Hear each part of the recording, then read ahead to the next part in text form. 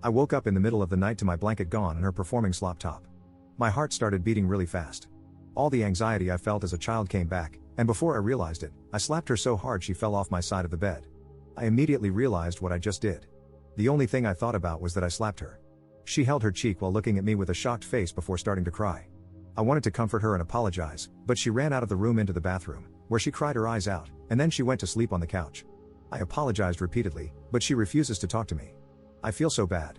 I know I am a horrible person, and there is no excuse for this, but what can I do so that she speaks to me again? Is there anything I can do so she forgives me? Update 1. When I made the original post, I definitely didn't think it would blow up like this.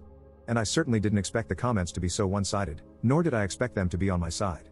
I expected nothing but people telling me how horrible I was, and I felt that this would be the only comment I deserved. But after reading literally thousands of comments, I slowly began to realize what actually happened there. You have to understand that this moment shocked me to the core, and this shock was still there when I uploaded the original post. I saw myself as an absolutely disgusting woman abuser because of it. I never wanted to hurt anyone, but I realize now that it was a trauma response. When I woke up to her going down on me, it felt like my whole body was controlled by someone else, like I was controlled by strings that forced me to react like that. And the more comments I read, the more certain I became about that. One day after the post, after thousands of comments from Reddit, but also from TikTok and many DMs, I talked to her about it, and I broke up with her, because all of this made me realize that my perspective of loving and caring was pretty messed up. I realized that she showed me the bare minimum of compassion someone should have in a relationship, and I noticed many toxic patterns I hadn't realized before. But going into them now would not only be irrelevant to the actual topic, but it would also take way too long for this update post. By the way, she refused to apologize to me and demanded an apology from me. Besides my now ex-girlfriend, I only had one friend. I don't have an actual mother or father, no grandparents or siblings, just this one friend. So I really lack healthy bonds in my life. Breaking up with her was a hard thing to do, but it was necessary. She currently stays with her mom, who also called me yesterday to ask why I broke up with her, and I saw no reason to lie and just told her everything. She was quiet on the phone for a while and then just told me her daughter's ex-boyfriend broke up with her for a similar reason. She said it wasn't the same situation, but a similar one, and then she apologized. She didn't go into details, but if I'm interpreting it correctly, my ex seems to have a thing for traumatized men. But again, there is no evidence to support that claim. That's just how I would interpret this conversation with her mom. So what am I going to do now? Well, I'm going to therapy and probably won't enter a new relationship anytime soon. I'm focusing on myself, and I have to heal. No, I won't press charges, because that would mean that I would have to deal with it in a negative way and put energy into it that I just don't have. I hope you can understand that. Her mom is probably going to punish her anyway.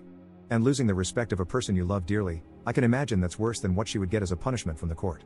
As for you, I would like to thank you all for your comments. The comments you left on the original post, the private messages, but also all the comments you left on the TikTok post that shared my story. If you left a comment on one of the TikToks, chances are I've read it.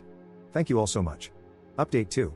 I can't believe that I'm updating again after such a long time. It's been like 5 months, but now something happened, and I think some of you might be interested. Apparently, my ex got reported by someone. The letter arrived today, and they need me as a witness. Probably another guy who she felt the need to re-traumatize, or maybe even her ex, who knows. It wouldn't be the first time. I'm not quite familiar with the details yet, but I think I'm ready. A few months ago, the wounds were fresh, and I had to put myself first. This is why I refused to report her myself. I explained back then that if I reported her, then I would have been forced to deal with this again in a negative way and put energy into it that I just don't have. But maybe I can get something close to justice now that I feel better, and I think I'm going to do it.